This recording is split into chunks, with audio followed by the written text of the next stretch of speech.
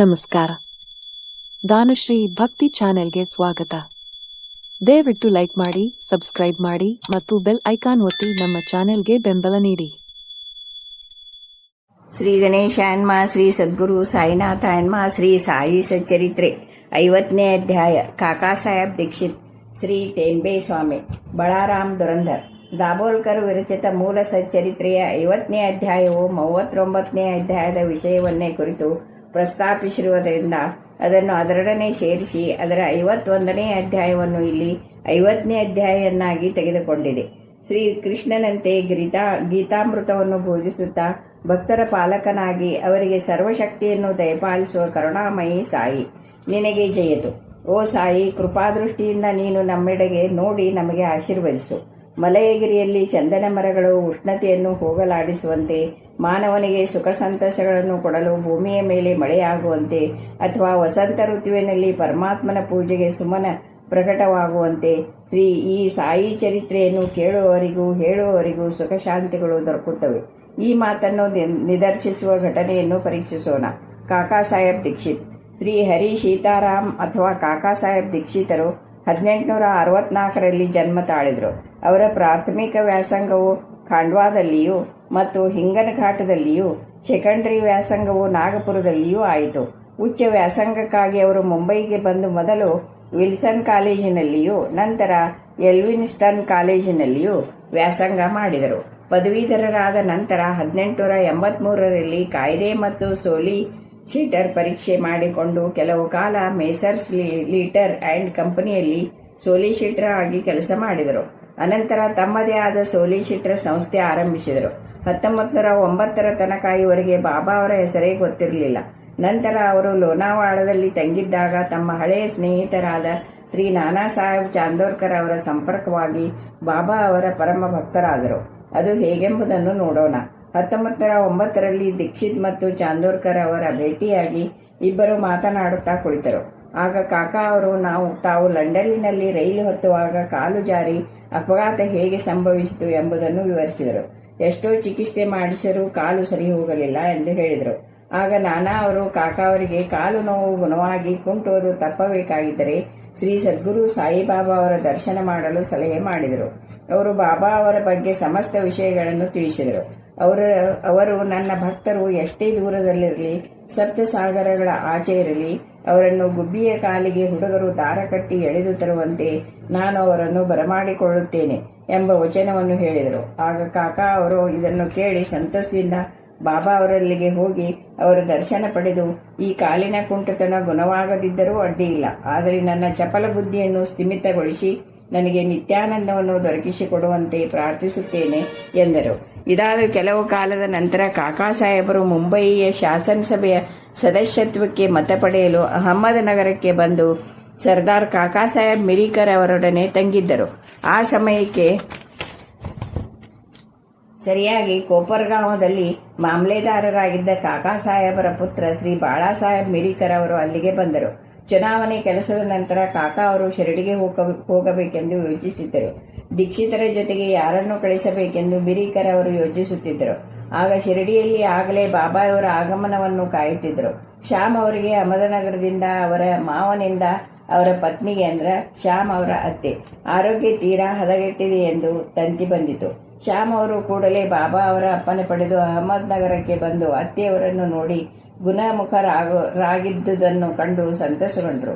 ನಾನಾ ಸಾಹೇಬ್ ಪಾನ್ಶೆ ಮತ್ತು ಅಪ್ಪಾ ಸಾಹೇಬ್ ಗದ್ರೆಯವರು ಅಹಮದ್ ನಗರದಲ್ಲಿ ಆಗ ನಡೆದಿದ್ದ ಕುದುರೆಗಳ ಪ್ರದರ್ಶನಕ್ಕೆ ಹೋಗುವಾಗ ದಾರಿಯಲ್ಲಿ ಶ್ಯಾಮ್ ಅವರನ್ನು ಸಂಧಿಸಿ ಕಾಕಾ ಸಾಹೇಬ್ ಮಿರಿಕರ್ ಅವರ ಮನೆಗೆ ಹೋಗಿ ಶಿರಡಿಗೆ ಹೋಗುವಾಗ ಕಾಕಾ ಸಾಹೇಬ್ ದೀಕ್ಷಿತರನ್ನು ಕರೆದುಕೊಂಡು ಹೋಗಿ ಎಂದರು. ಸಾಯಂಕಾಲ ಶ್ಯಾಮ್ ಅವರು ಮಿರಿಕರ್ ಅವರ ಮನೆಗೆ ಬಂದರು.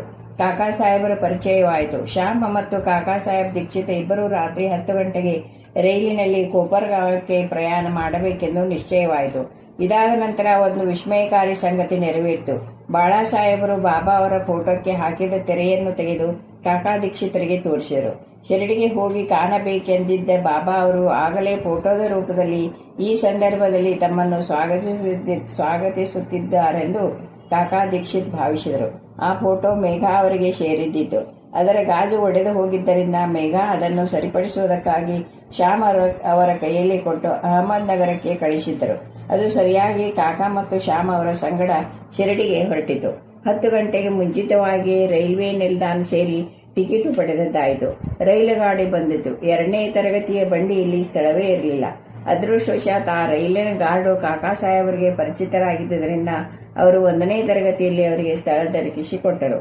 ಹೀಗೆ ಪ್ರಯಾಣ ಮಾಡಿ ಇಬ್ಬರು ಕೊಪ್ಪರ್ಗಾಂವದಲ್ಲಿ ಇಳಿದರು. ಅಲ್ಲಿ ಶಿರಡಿಗೆ ಹೊರಡಲನುವಾಗಿದ್ದ ನಾನಾ ಸಾಹೇಬರನ್ನು ಕಾಕಾ ಅಕಸ್ಮಾತ್ತಾಗಿ ಸಂಧಿಸಿದರು. ಆಗ ಅವರ ಆನಂದಕ್ಕೆ ಪಾರವೇ ಇರಲಿಲ್ಲ.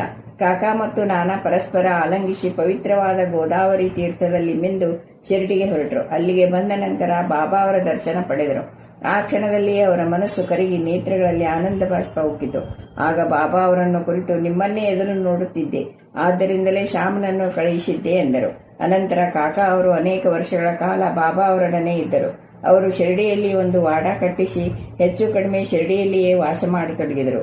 ಬಾಬಾ ಅವರವರಿಂದ ಅವರು ಪಡೆದ ಅನುಭವಗಳು ಸಾವಿರಾರು. ಆದ್ದರಿಂದ ಅವೆಲ್ಲವುಗಳನ್ನು ಇಲ್ಲಿ ವಿವರಿಸಲು ಅಸಾಧ್ಯ. ಆದ್ದರಿಂದ ವಾಚಕರು ಸಾಯಿ ಲೀಲಾ ಪತ್ರಿಕೆಯ 12ನೇ ಸಂಪುಟದ 6ರಿಂದ 7ನೇ ಸಂಚಿಕೆಗಳನ್ನು ಓದಬಹುದು. ಕೊನೆಯಲ್ಲಿ ನಿನ್ನನ್ನು ವಿಮಾನದಲ್ಲಿ, ಅಂದರೆ ನಿರಾಯಾಸವಾದ ಮರಣ, ಕರೆದುಕೊಂಡು ಹೋಗುತ್ತೇನೆಂದು ಬಾಬಾ ಕಾಕಾ ಸಾಹೇಬ್ ದೀಕ್ಷಿತರಿಗೆ ಹೇಳಿದ್ದರು. ಇದು ನಿಜವಾಯಿತು. 1926ನೇ ಜುಲೈ 5ನೇ ತಾರೀಕು ಅವರು ಹೇಮಂತ್ ಪಂತರೊಡನೆ ಬಾಬಾ ಅವರ ಬಗ್ಗೆ ಮಾತನಾಡುತ್ತಾ ರೈಲಿನಲ್ಲಿ ಪ್ರಯಾಣ ಮಾಡುತ್ತಿದ್ದರು. ಆಗ ಒಮ್ಮೆಲೆ ಅವರು ಬಾಬಾ ಅವರಲ್ಲಿ ಶೀಘ್ರವಾಗಿ ಧ್ಯಾನಾಸಕ್ತರಾದಂತೆ ಕಂಡಿತು. ಕೂಡಲೇ ಅವರು ನಿರಾಯಾಸವಾಗಿ ತಮ್ಮ ತಲೆಯನ್ನು ಹೇಮಂತ್ ಪಂತರ ಭುಜದ ಮೇಲೆ ಇಟ್ಟು ಇಹಲೋಕವನ್ನು ತ್ಯಜಿಸಿದರು.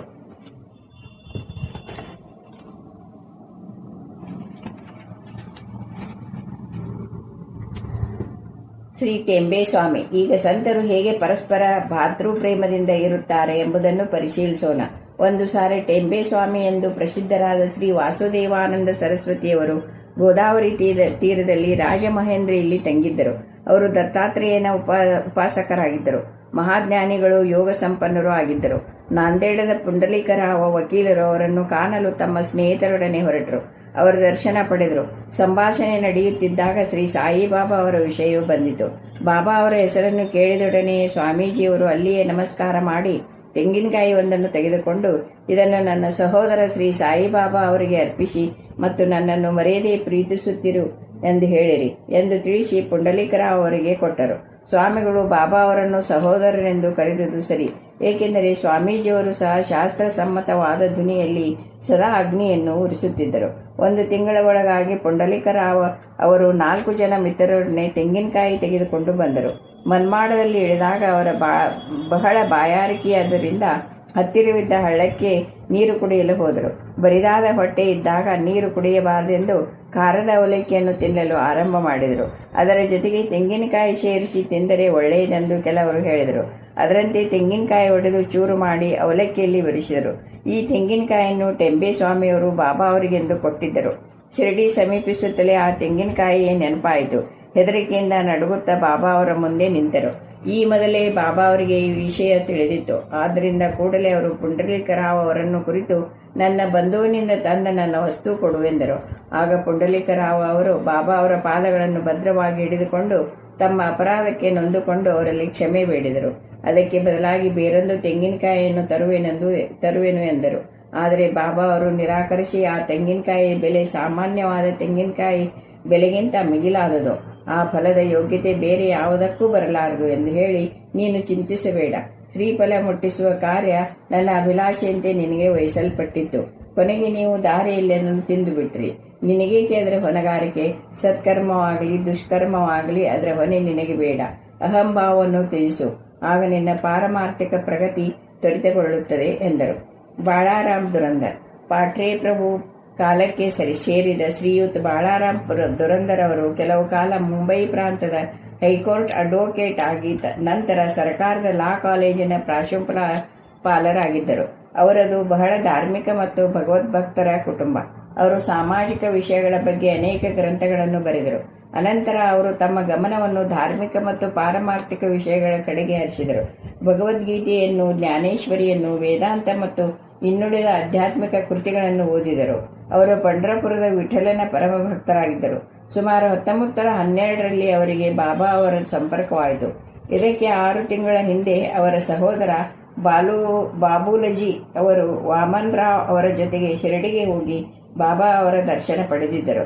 ಅವರು ತಮ್ಮ ಅನುಭವಗಳನ್ನು